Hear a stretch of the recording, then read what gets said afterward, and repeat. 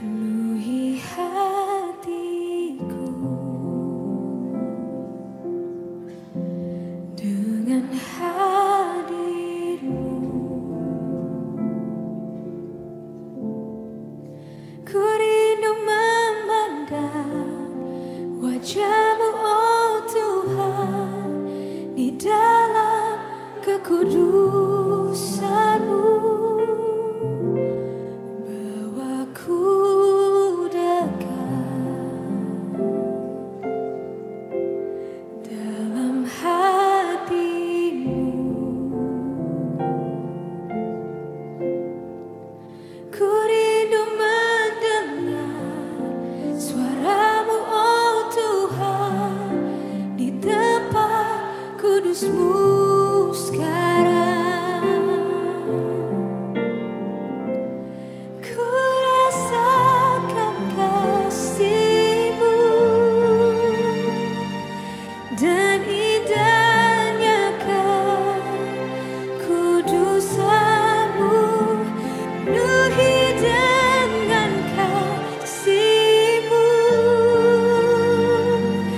diam di hadirat-Mu.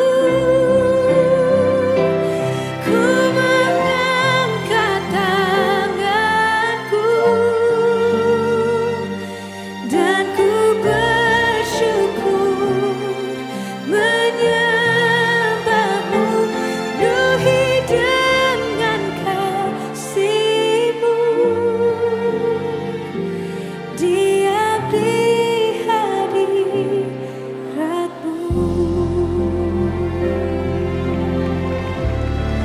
Yes, we welcome Your presence in this place, oh God. Oh, please, yeah. Penuhi hatiku dengan hadir-Mu. Kami rindu Tuhan, ku rindu memandang wajah-Mu, oh Tuhan, di dalam kekudusan-Mu.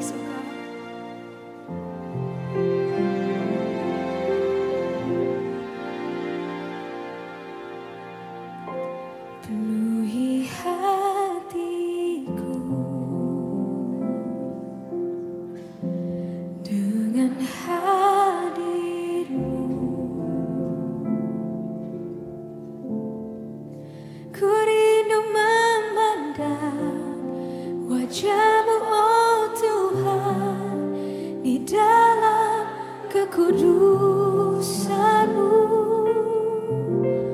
Bawaku dekat dalam hati-Mu. Ku rindu mendengar suara-Mu, oh Tuhan, di tempat kudus-Mu sekarang. Ku rasakan kasih-Mu dan indahnya kekudusan-Mu, penuhi dengan kasih-Mu, diam di hadirat-Mu. Ku mengangkat tanganku dan ku bersyukur menyembah-Mu, penuhi dengan kasih-Mu, diam di hadirat-Mu.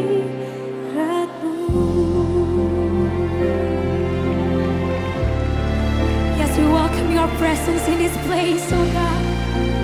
Oh, please, yeah. Penuhi hatiku dengan hadir-Mu. Kami rindu Tuhan, ku rindu memandang wajah-Mu, oh Tuhan, di dalam kekudusan-Mu. Bawaku dekat dalam hati-Mu. Ku rindu mendengar suara-Mu, oh Tuhan, di tempat kudus-Mu sekarang.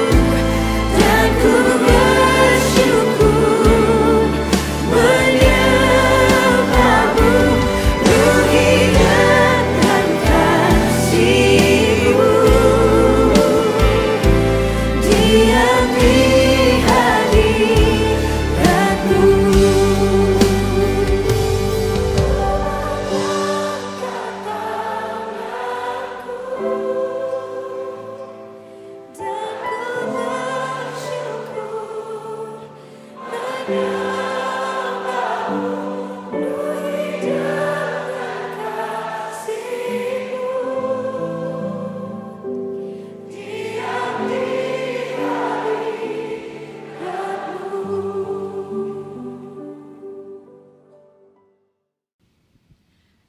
pagi saudara yang terkasih di dalam Kristus. Bersama-sama kita akan memulai kebaktian pada pagi hari ini. Marilah dengan sikap berdiri kita akan mengambil waktu teduh sejenak.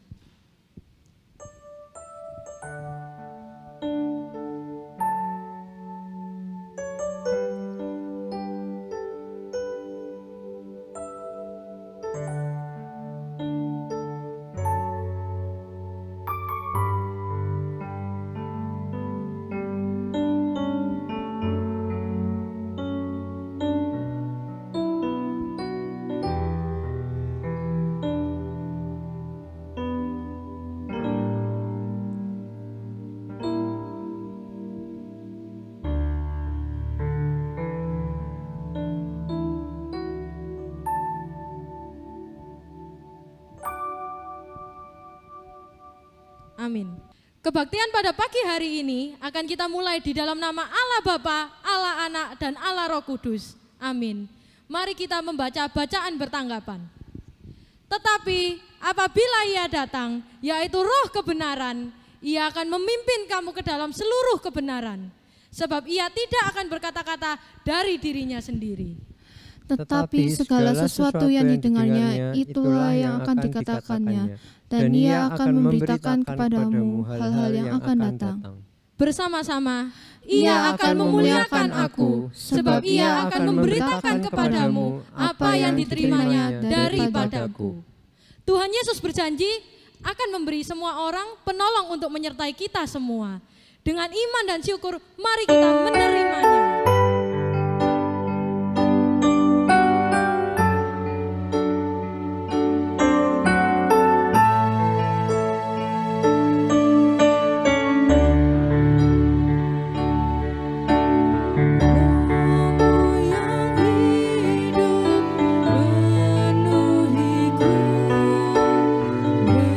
Mengalir dalamku.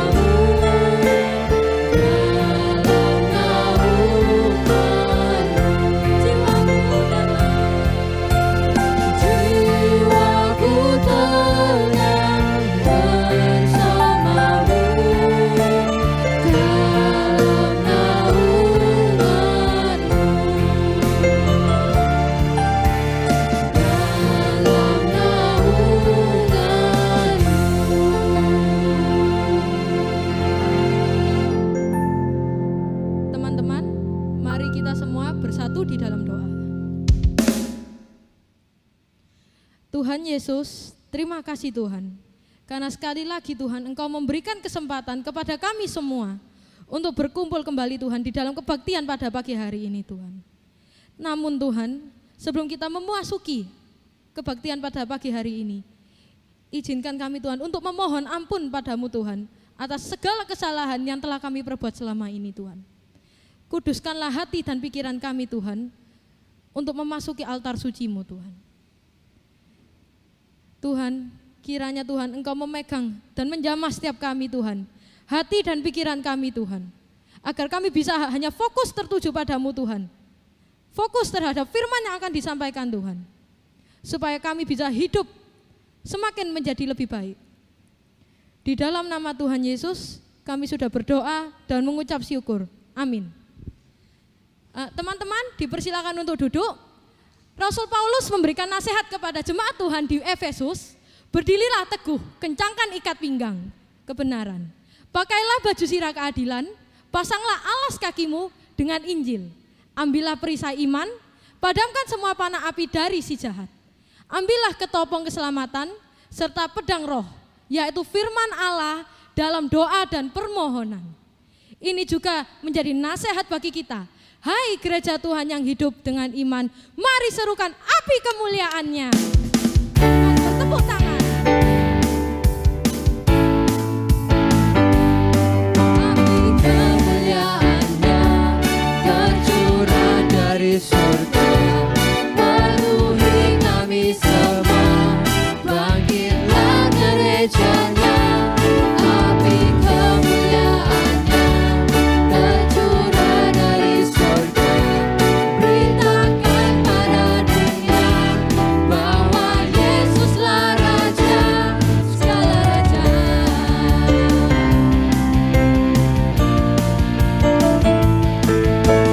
Dengarkanlah suara nafiri memanggil semua umatnya dari seluruh penjuru bumi, datang untuk menyembah Dia. Dengarkanlah suara nafiri memanggil semua umatnya, gereja Tuhan bersatu kini, mengangkat tinggi hadinya. Bersiap maju janganlah lengah, Yesus Panglima kita. Kenakan semua senjatalah dalam kuasa Roh Kudus. Api kemuliaannya tercurah dari surga, penuhi kami semua, bangkitlah gerejanya. Api kemuliaannya tercurah dari surga, beritakan pada dunia bahwa Yesuslah Raja, segala raja. Dengan semangat kita pujikan, dengarkanlah suara nafiri memanggil semua umatnya.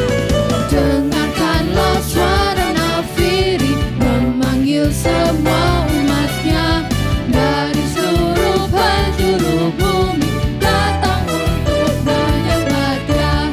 Dengarkanlah suara nafiri memanggil semua umatnya, gereja Tuhan bersatu kini, mengangkat tinggi panjinya. Bersiap maju janganlah lengah, Yesus Panglima kita. Kenakan semua senjatalah dalam kuasa Roh Kudus. Api kemuliaannya. Api kemuliaannya tercurah dari surga, penuhi kami semua, bangkitlah gerejanya. Api kemuliaannya tercurah dari surga, beritakan pada dunia bahwa Yesuslah Raja, segala raja. Tuhan kita adalah Tuhan yang patut kita sembah dan kita puji. Mari dengan semangat kita pujikan. Terpujilah namamu Tuhan, kuat dan penuh kemuliaan.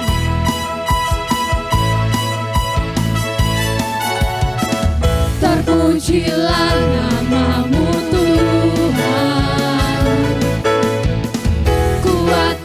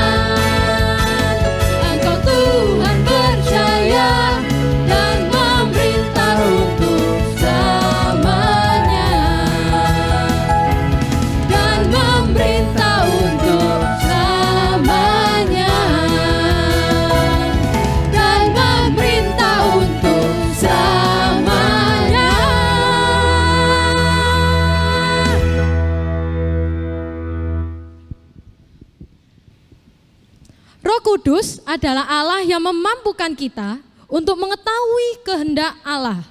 Tanpa Roh Kudus, kita menjadi buta dan tersesat dalam menjalani hidup. Sebelum mendengarkan firman Tuhan pada pagi hari ini, mari kita memohon agar Roh Kudus memenuhi kita untuk mengerti firman Allah. Karena Roh Kudus sendiri akan memampukan kita untuk hidup di dalam jalur Tuhan.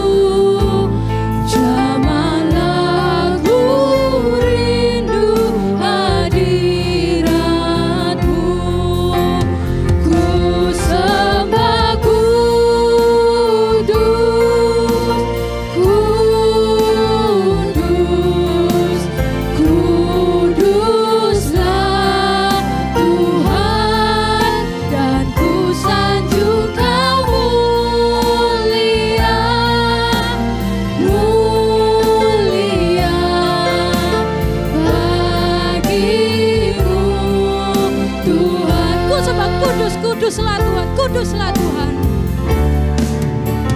Ku sembah kudus, kudus, kuduslah Tuhan, dan ku sanjung Kau mulia, mulia bagimu Tuhan, dan ku sanjung Kau mulia, mulia bagimu Tuhan.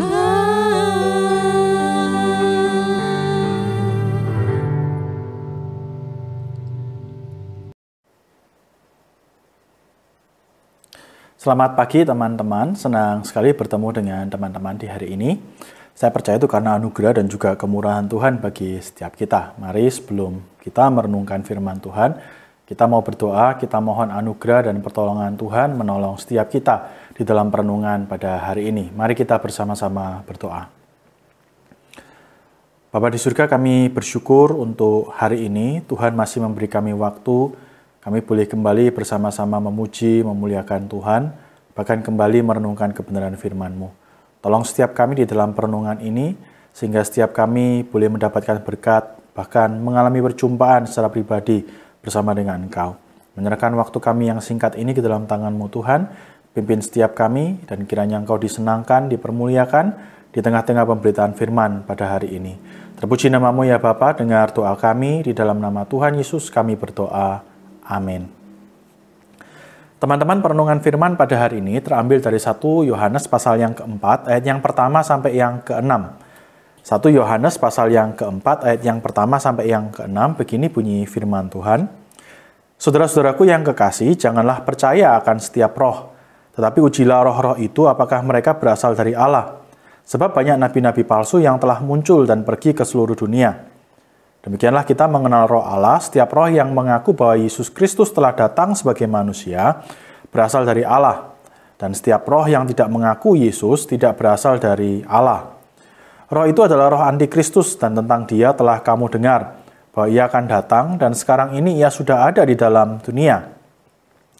Kamu berasal dari Allah anak-anakku dan kamu telah mengalahkan nabi-nabi palsu itu. Sebab roh yang ada di dalam kamu lebih besar daripada roh yang ada di dalam dunia. Mereka berasal dari dunia, sebab itu mereka berbicara tentang hal-hal duniawi dan dunia mendengarkan mereka. Kami berasal dari Allah, barang siapa mengenal Allah, ia mendengarkan kami. Barang siapa tidak berasal dari Allah, ia tidak mendengarkan kami. Itulah tandanya roh kebenaran dan roh yang menyesatkan. Amin. Teman-teman sekalian, kalau kita mencoba mempelajari sejarah, kita akan menemukan begini, bahwa ternyata di antara tiga pribadi Tritunggal, Bapa, Anak, dan Roh Kudus, maka harus diakui bahwa Roh Kudus ini adalah pribadi yang paling dalam tanda kutip terabaikan, begitu ya. Kalau kita membaca karya-karya yang muncul di dalam sejarah misalnya, kita bisa menemukan begini teman-teman, ada banyak buku yang ditulis mengenai Allah, mengenai Bapa, ada banyak karya yang dihasilkan yang mencoba membahas siapa Yesus, kemudian bagaimana keilahiannya dan sebagainya. Tapi sepengetahuan saya teman-teman di dalam sejarah, tidak banyak buku, sangat sedikit sekali buku atau karya yang mencoba membahas Roh Kudus atau berbicara tentang Roh Kudus secara luas dan mendalam. Gereja tertarik bicara soal Allah, soal Bapa, tapi gereja tidak banyak bicara soal Roh Kudus. Nah, hal ini bukan hal yang baru. Kalau kita belajar sejarah gereja awal, teman-teman, kita bisa menemukan begini, bahwa ternyata di masa gereja awal pun, gereja tidak banyak bicara tentang Roh Kudus. Di dalam 4 abad pertama berdirinya gereja itu mencurahkan perhatian, memfokuskan perhatiannya itu pada diskusi tentang siapa Yesus, bagaimana relasi antara kealahan dan kemanusiaannya, dan sebagainya. Gereja itu hanya sedikit sekali berbicara tentang Roh Kudus, sedikit sekali ruang yang diberikan untuk membahas tentang Roh Kudus. Dan ini tercermin di dalam pengakuan-pengakuan iman yang muncul dari gereja-gereja awal. Satu contoh yang paling jelas misalnya, pengakuan iman rasuli yang kita ikrarkan setiap minggu.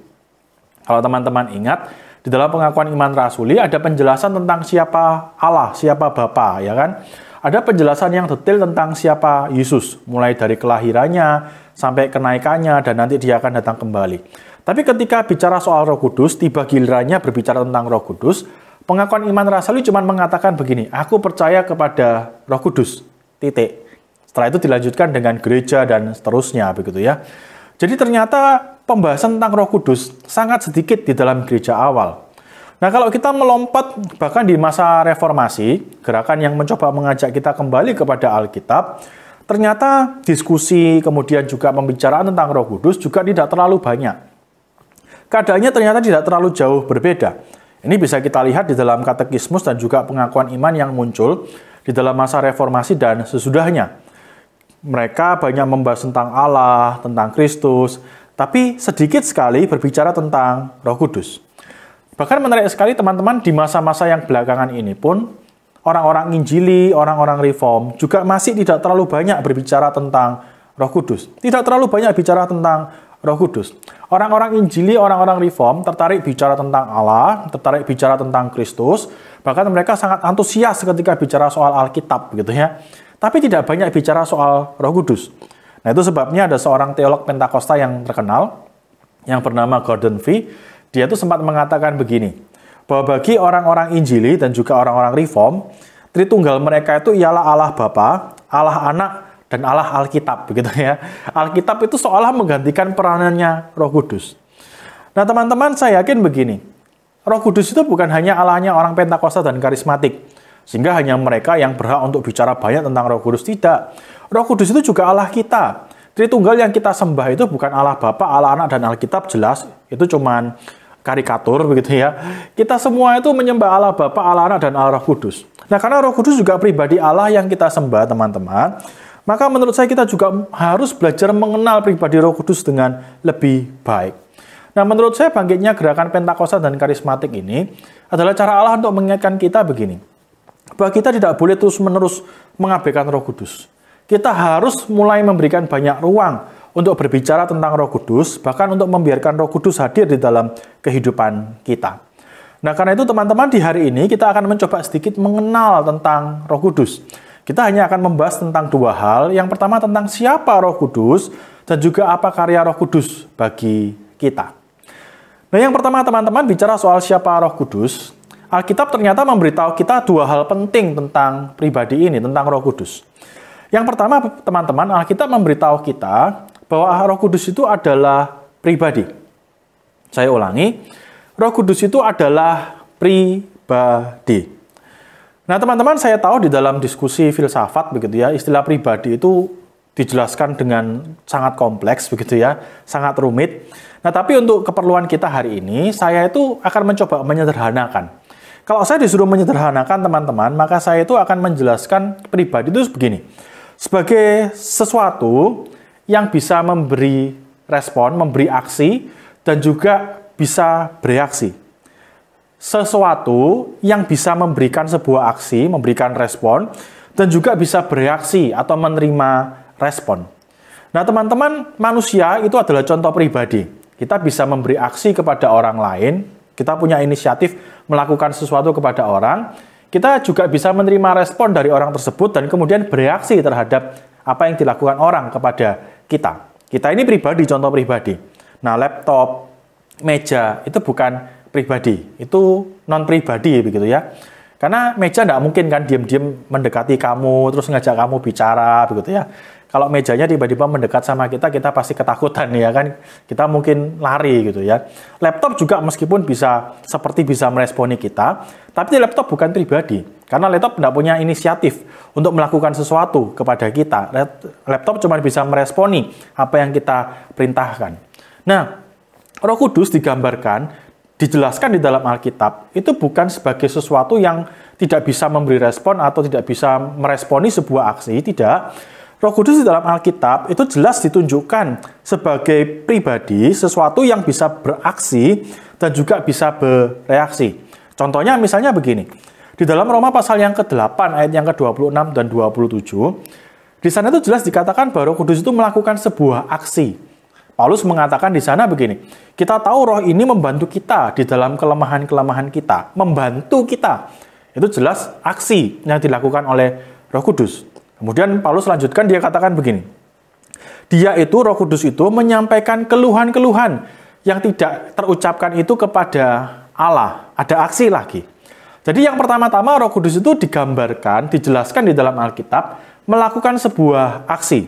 Tapi bukan hanya melakukan sebuah aksi, Roh Kudus juga bereaksi. Contohnya misalnya di dalam Kisah Rasul pasal yang ke-5 ayat yang ke-3.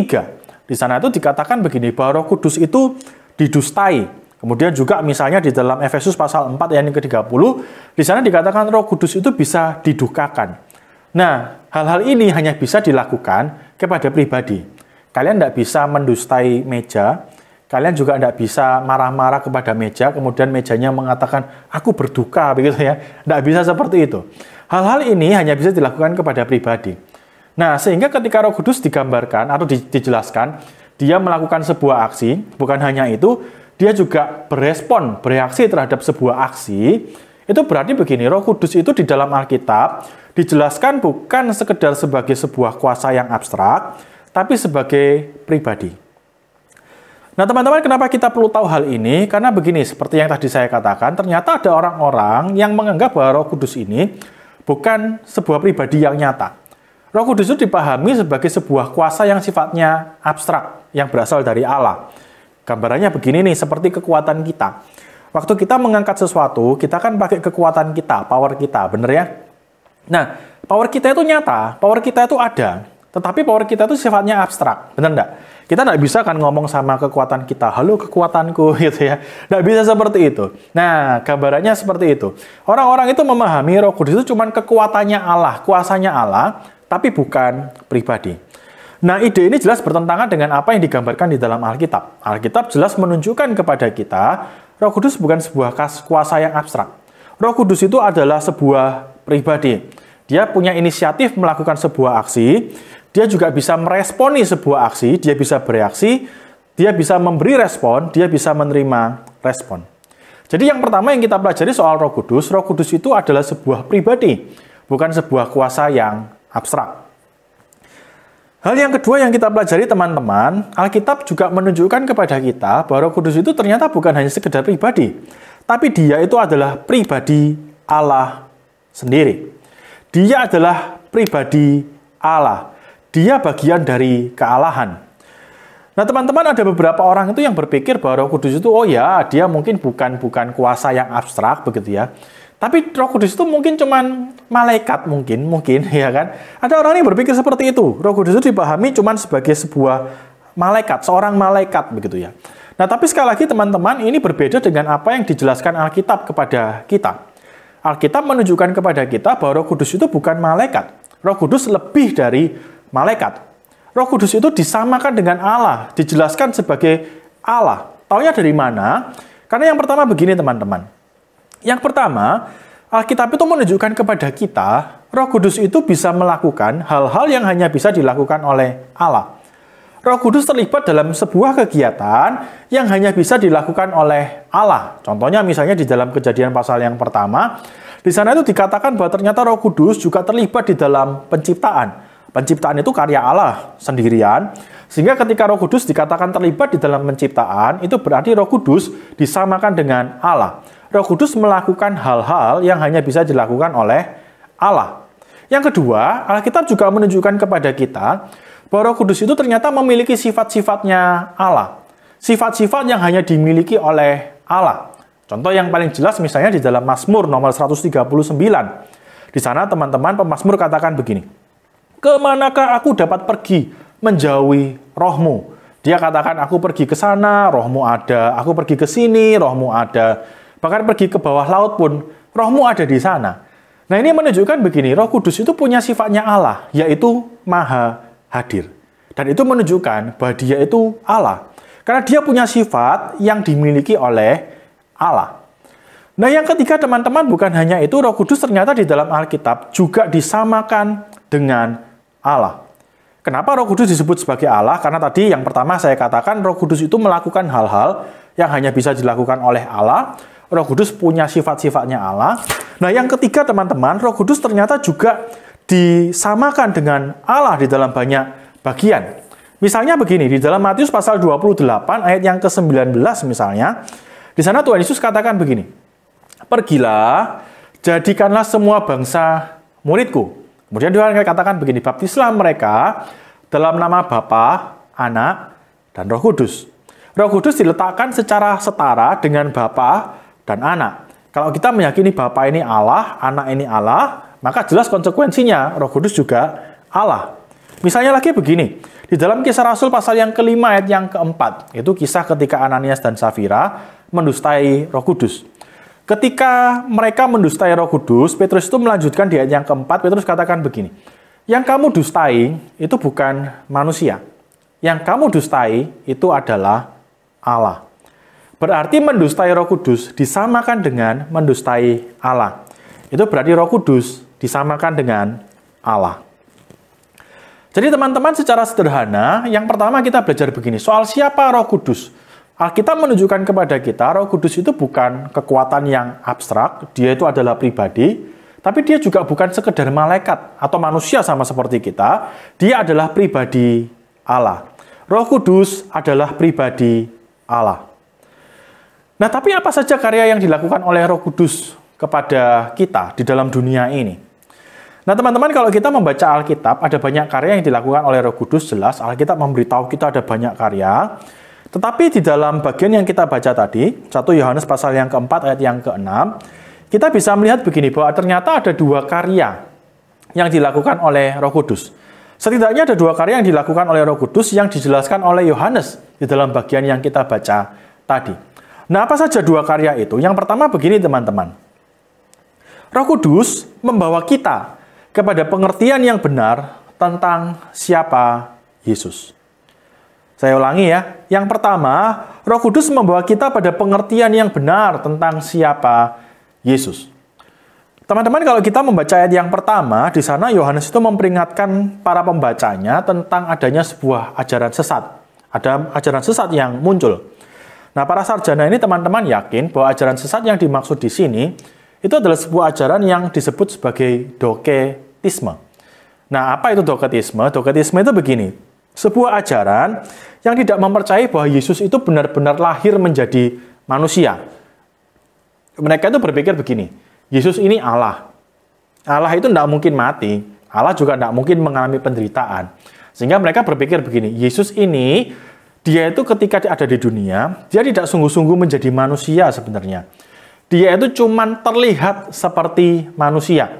Kalau bahasa Jawanya itu dia itu cuman ketok-ketoken kayak manusia.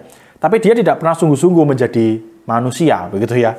Nah, Yohanes katakan begini, ternyata di balik paham itu, paham yang menganggap Yesus tidak pernah sungguh-sungguh menjadi manusia, paham yang sesat itu, paham yang salah itu, Yohanes katakan begini, di balik paham yang sesat itu, ada satu roh yang sedang bekerja.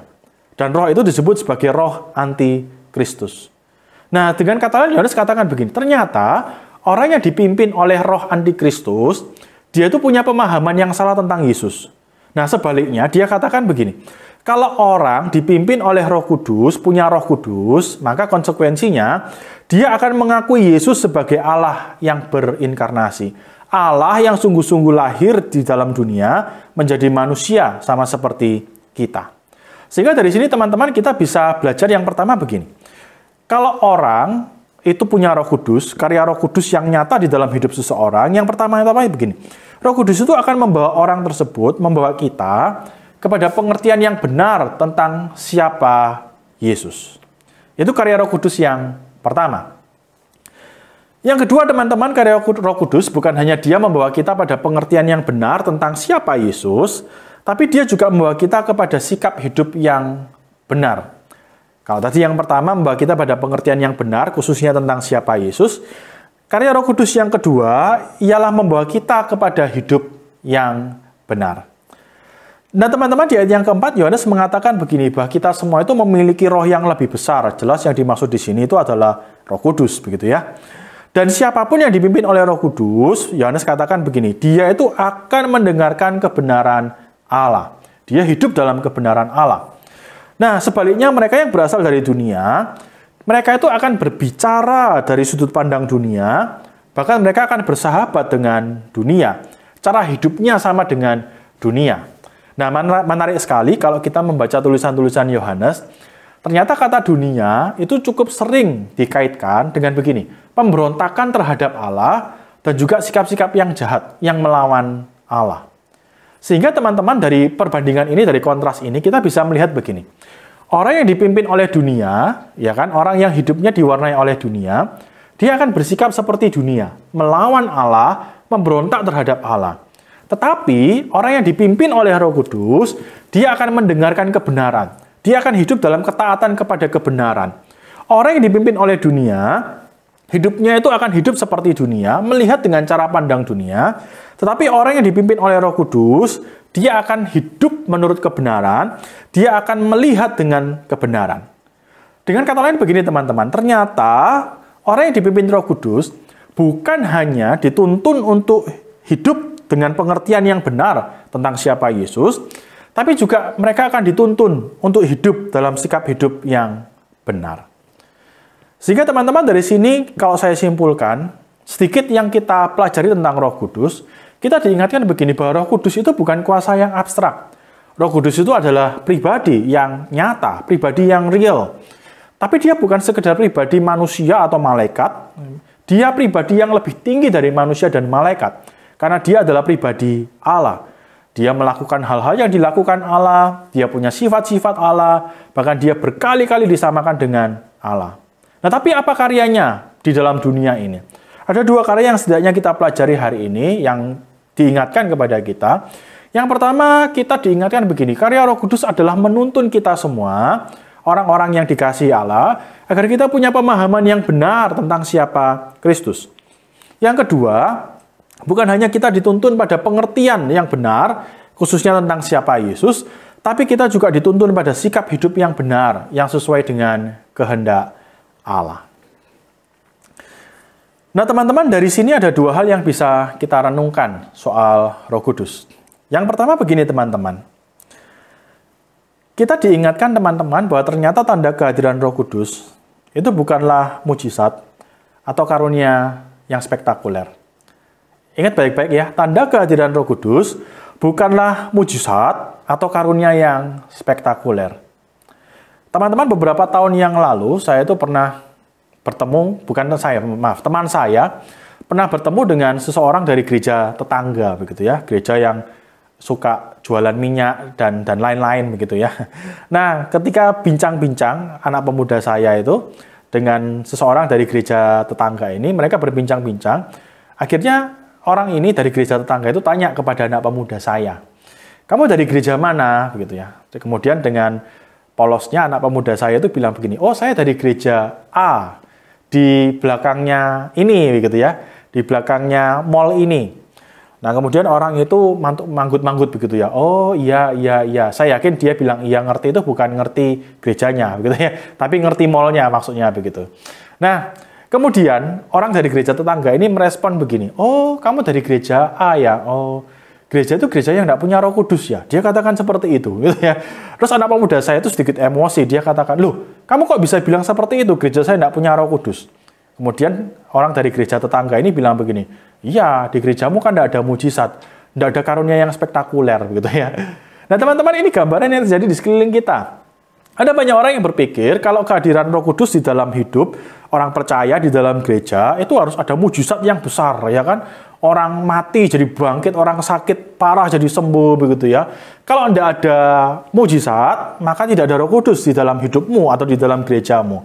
Ada juga orang yang berpikir kalau punya Roh Kudus itu harus ada karunia yang spektakuler, ya kan? Bisa membangkitkan orang mati, bisa jalan di atas air, bisa mengubah air menjadi anggur begitu ya. Kita berpikir seperti itu, ada orang-orang yang berpikir seperti itu. Tetapi dalam bagian yang kita baca tadi, Alkitab mengajarkan kepada kita, ternyata tanda kehadiran Roh Kudus itu bukan mujizat, bukan karunia yang spektakuler. Tapi begini, pengertian yang benar tentang siapa Yesus dan sikap hidup yang benar. Nah teman-teman, mungkin sepanjang hidupmu, kamu tidak akan pernah mengalami mujizat, mungkin. Atau mungkin tidak pernah bisa melakukan sesuatu yang spektakuler atas nama Allah. Tapi jangan pernah berpikir bahwa hidupmu tidak punya Roh Kudus. Tidak. Karena tanda kehadiran Roh Kudus bukan mujizat, bukan karunia yang spektakuler, tapi hidup yang punya pengertian yang benar tentang siapa Yesus. Dia adalah Allah yang menjadi manusia, yang mau menyelamatkan kita, mengubah dunia ini menjadi tempat yang indah sesuai dengan kehendak Allah. Dan juga kita ini dituntun untuk hidup di dalam kebenaran Allah. Itu tanda yang jelas bahwa Roh Kudus hadir di dalam kehidupan kita. Sekali lagi, tanda kehadiran Roh Kudus itu bukan mujizat atau karunia yang spektakuler. Tapi kita dituntun untuk punya pengertian yang benar tentang siapa Yesus. Dia adalah Allah yang menjadi manusia. Dan juga kita dituntun untuk punya sikap hidup yang benar di hadapan Allah. Itu tanda bahwa kita punya Roh Kudus. Yang kedua teman-teman, kita belajar begini. Menghadapi keberdosaan kita itu membutuhkan Roh Kudus. Menghadapi keberdosaan kita ini membutuhkan Roh Kudus. Beberapa tahun yang lalu ada seorang anak pemuda datang kepada saya, kemudian dia ceritakan pergumulannya begitu ya. Dia ceritakan bahwa dia bergumul dengan masalah pornografi. Dia bergumul dengan masalah itu. Dia berusaha lepas, tapi dia kesulitan. Nah teman-teman, mungkin kalian tidak bergumul dengan masalah itu. Kalian mungkin bergumul dengan masalah yang lain. Mungkin ada di antara kalian yang suka marah, mudah marah, begitu ya. Seibaratnya itu senggol titik bacok, begitu ya. Di senggol titik sudah marah. Atau mungkin ada di antara kalian yang bergumul dengan kemalasan. Rasanya itu mualesnya itu tingkat dewa, begitu ya. Atau mungkin dengan masalah-masalah yang lain, dengan dosa-dosa yang lain. Dan mungkin kalian sadar bahwa apa yang kalian lakukan itu salah. Kamu sadar kemalasanmu itu salah. Kamu sadar bahwa sikapmu yang mudah tersulut itu ya, itu hal yang salah. Nah, tak kasih tahu ya, kalau kamu berusaha lepas dari permasalahan itu dengan kekuatanmu sendiri, kamu tidak akan pernah bisa. Kamu akan terus gagal. Kita tidak akan pernah bisa menjadi baik dengan kekuatan kita sendiri, teman-teman. Tanpa pertolongan Roh Kudus, semua usaha kita untuk punya hidup yang benar, bisa hidup dengan baik, itu akan menjadi usaha yang sia-sia. Kita itu bisa menjadi baik kalau kita mau membuka hidup kita kepada karya Roh Kudus. Kita bisa menjadi baik ketika Roh Kudus itu hadir dan mengubah kehidupan kita. Teman-teman, beberapa waktu yang lalu saya itu pernah marah dengan seseorang begitu ya. Jadi karena dia itu memfitnah, tapi bukan sekedar memfitnah saya, dia itu juga memfitnah keluarga saya. Nah, saya ini kalau saya yang difitnah mungkin lebih mudah mengampuni, tapi kalau sudah menyinggung orang-orang yang saya sayangi termasuk keluarga saya, entah kenapa saya itu jadi lebih susah begitu ya untuk mengampuni dan memaafkan. Nah, teman-teman, waktu itu jujur saya marah sekali, saya sangat marah, apalagi dia orang yang saya hormati begitu ya. Tapi ternyata di belakang saya, dia justru menjelek-jelekkan saya dan keluarga saya. Saya marah sekali. Saya berusaha menghindar dari orang itu. Tapi saat yang sama saya sadar bahwa itu adalah hal yang salah. Itu sebabnya setiap kali saya berdoa, begitu ya, pagi ketika saya berdoa, bersaat teduh, saya berdoa sama Tuhan. Tuhan, saya tahu saya salah. Saya mulai kepahitan nih dengan orang ini. Saya berusaha menghindar dari orang ini. Saya mulai benci dengan orang ini.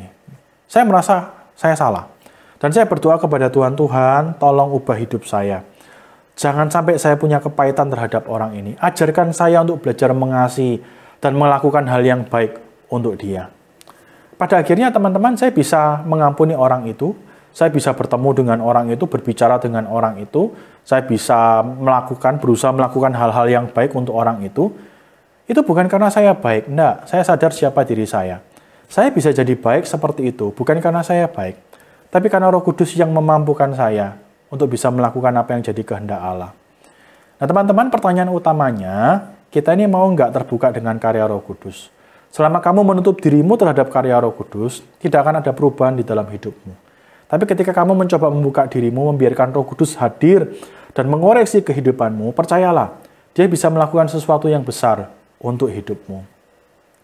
Dua hal yang kita pelajari, teman-teman, hari ini. Yang pertama, ingatlah, tanda kehadiran Roh Kudus itu bukan mujizat, bukan karunia yang spektakuler, tapi kita dituntun untuk punya pengertian yang benar tentang siapa Yesus, begitu ya. Tentang siapa dia, bahwa dia itu adalah Allah yang menjadi manusia. Bahkan bukan hanya itu, tanda kehadiran Roh Kudus juga akan menuntun kita untuk punya sikap hidup yang benar di hadapan Allah. Yang kedua, teman-teman, yang kita pelajari, kita diingatkan, menghadapi keberdosaan kita tidak bisa berusaha dengan kekuatan kita sendiri. Kita butuh pertolongan Roh Kudus. Selama kita berjuang dengan kekuatan kita sendiri, kita pasti akan merasa lelah. Kita akan merasa putus asa. Karena kita memang tidak bisa, kita orang berdosa kok. Disitulah kita harus membuka diri terhadap Roh Kudus dan membiarkan Roh Kudus hadir, bekerja secara penuh di dalam kehidupan kita, mengubah kehidupan kita, dan melakukan hal yang besar, hal yang indah bagi kita. Teman-teman, Roh Kudus sudah cukup lama dalam tanda kutip diabaikan. Dan ini waktunya menurut saya untuk kembali memberi ruang yang luas bagi Roh Kudus. Bukan hanya dalam percakapan teologis kita, saya berharap setelah ini kita bukan hanya suka bicara tentang Roh Kudus, tidak boleh berhenti di sana, tapi yang terpenting kita juga mau memberikan ruang yang luas kepada Roh Kudus di dalam kehidupan kita sehari-hari, membiarkan dia hadir dalam kehidupan kita, mengoreksi kehidupan kita, mengubah kehidupan kita, dan melakukan sesuatu yang indah di dalam hidup kita. Sehingga dari hari ke hari kita dibawa, kita ditolong untuk semakin serupa dengan Kristus. Mari kita tundukkan kepala. Roh Kudus, hamba-Mu berhenti berbicara, Tapi kiranya Engkau terus hadir di dalam kehidupan anak-anak-Mu dimanapun mereka berada, dan menolong mereka, agar kehidupan mereka boleh menjadi hidup yang terbuka terhadap karya-Mu, Roh Kudus, sehingga mereka boleh terus dipimpin untuk hidup di dalam pengenalan yang benar tentang siapa Kristus. Bahkan bukan hanya itu, hadirlah dalam kehidupan mereka, dan mampukan mereka untuk menang melawan pergumulan-pergumulan dosa mereka. Mampukan mereka agar mereka terus berjalan di dalam kebenaran-Mu. Hadirlah dalam hidup kami, Tuhan. Kami tahu kami lemah, tapi kiranya Roh Kudus Engkau terus menolong setiap kami, sehingga dari hari ke hari kehidupan kami boleh dibawa untuk semakin indah dan lebih indah di hadapan Allah. Dengar doa kami. Di dalam nama Tuhan Yesus kami berdoa. Amin. Teman-teman, saya undang teman-teman untuk bangkit berdiri. Mari kita akan mengikrarkan pengakuan iman kita seturut dengan pengakuan iman rasuli. Pengakuan iman rasuli, aku percaya kepada Allah, Bapa yang Maha Kuasa, Khalik langit dan bumi, dan kepada Yesus Kristus anaknya yang tunggal Tuhan kita, yang dikandung dari Roh Kudus, lahir dari anak darah Maria, yang menderita sengsara di bawah pemerintahan Pontius Pilatus, disalibkan, mati dan dikuburkan, turun ke dalam kerajaan maut. Pada hari yang ketiga, bangkit pula dari antara orang mati, naik ke surga, duduk di sebelah kanan Allah, Bapa yang Maha Kuasa. Dan dari sana Ia akan datang untuk menghakimi orang yang hidup dan yang mati. Aku percaya kepada Roh Kudus, gereja yang kudus dan am, persekutuan orang kudus, pengampunan dosa, kebangkitan tubuh, dan hidup yang kekal. Amin. Tuhan memberkati. Terima kasih kepada penginjil Stefanus atas firman Tuhan yang disampaikan. Kiranya firman Tuhan yang sudah kita dengarkan semakin memberikan kepercayaan diri kepada kita untuk bersyukur dan hidup setia mengikut Tuhan. Marilah kita mensyukuri kebaikan Roh Kudus dalam hidup kita dengan memberikan persembahan dan memujikan Tuhan Yesus baik.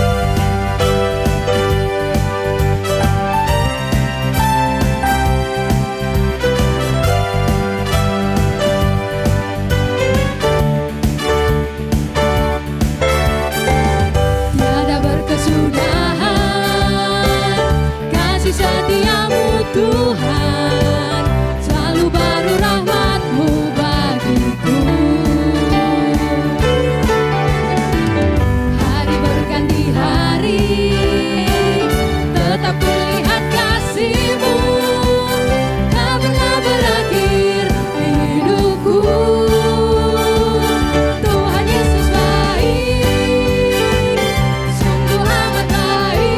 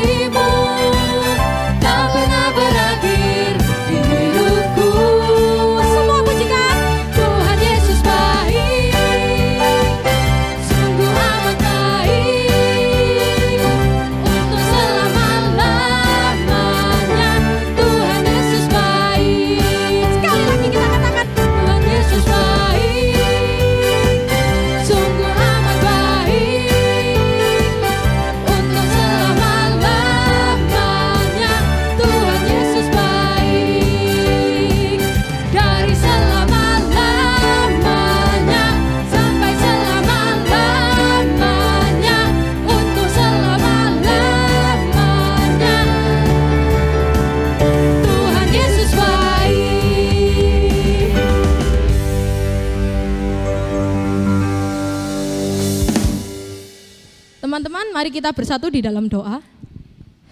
Tuhan, terima kasih atas berkat-Mu selama seminggu ini sehingga kami dapat beribadah kembali pada hari Minggu ini walaupun masih secara online.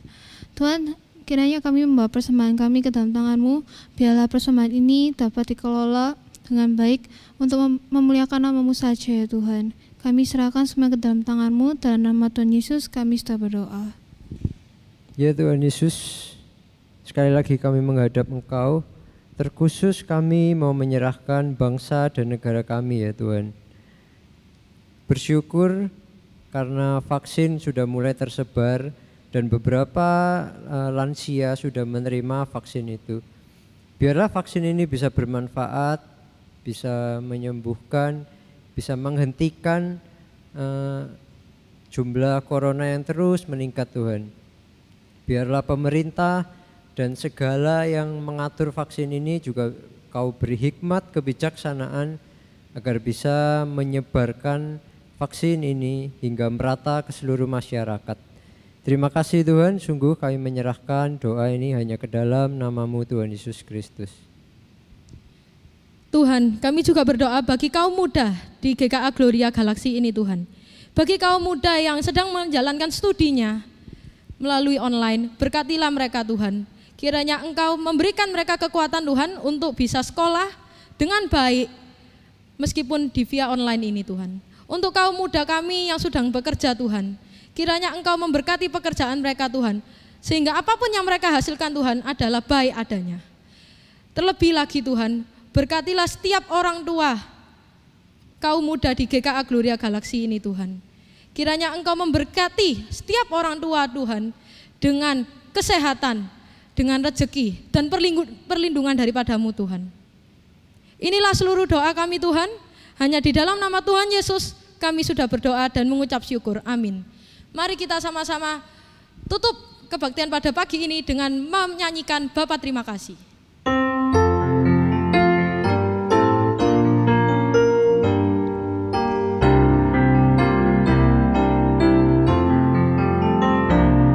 Bapa terima kasih, Bapa terima kasih, Bapa di dalam surga, syukur terima kasih.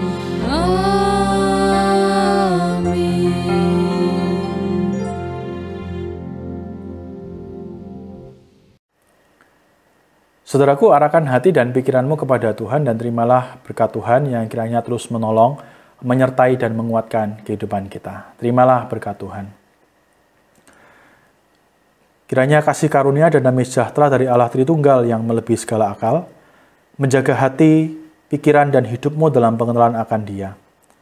Kiranya berkat-berkat dari Allah Bapa, Allah Putra dan Allah Roh Kudus terus melimpah di dalam hidupmu dan tinggal bersamamu, mulai dari saat ini sampai selama-lamanya. Amin.